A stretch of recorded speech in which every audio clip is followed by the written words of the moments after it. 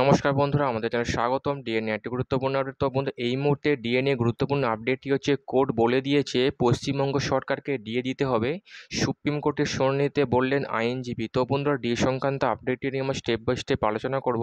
তো অবশ্যই আপনারা ভিডিওটি স্কিপ না করে অবশ্যই পুরোটা দেখবেন। তো তার আগে বলে রাখি, যে সকল বন্ধুরা আমাদের চ্যানেলে নতুন, আমাদের চ্যানেলের পাশে সাবস্ক্রাইব বাটন, সাবস্ক্রাইব করার পর পাশের যে বেল আইকন সেটিও প্রেস করবেন। লেটেস্ট ভিডিও আপডেটগুলি সবার আগে পেয়ে যাবেন। দেখে নেব আজকে ডিএ সংক্রান্ত গুরুত্বপূর্ণ আপডেটটি। ডিএ মামলা নিয়ে সবথেকে বড় আপডেট। শুনানিতে মামলাকারী সংগঠনের তরফে আইনজীবী ঋষিকেশ রায়ের ডিভিশন বেঞ্চকে জানায়, এই মামলার মধ্যে কিছু নেই। রাজ্য সরকারকে তাদের কর্মীদের ডিএ দিতেই হবে। দুটো কোর্ট আগেই তা বলে দিয়েছে, কিন্তু এখনও মামলাটির হিয়ারিং হচ্ছে না। রাজ্য সরকারের দায়ের করা এসএলপির কোনো মেরিট নাই।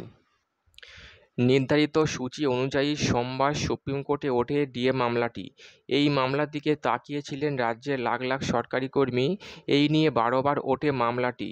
এর আগে এতবার মামলা উঠলেও শুনানি হয়নি। সময়ের অভাবে কথা বলার সুযোগও পাননি সরকারি কর্মী সংগঠনের আইনজীবীরা। তবে এদিন প্রায় 10 মিনিট শুনানি হয়।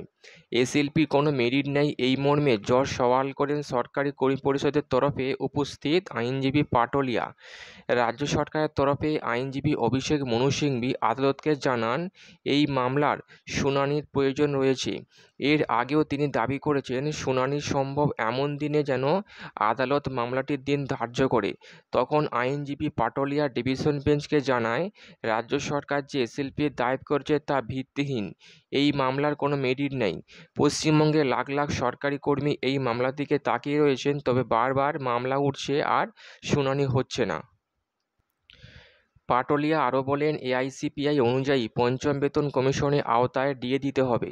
এর আগে দুটো কোর্ট এই নির্দেশ দিয়েছে, অথচ পশ্চিমবঙ্গ সরকার তার মানছে না। এতে বঞ্চিত হচ্ছেন সরকারি কর্মীরা। এইসব শুনে আদালতের তরফে জানানো হয়, আজ অল্প সময়ের মধ্যে এই মামলার শুনানি সম্ভব নয়।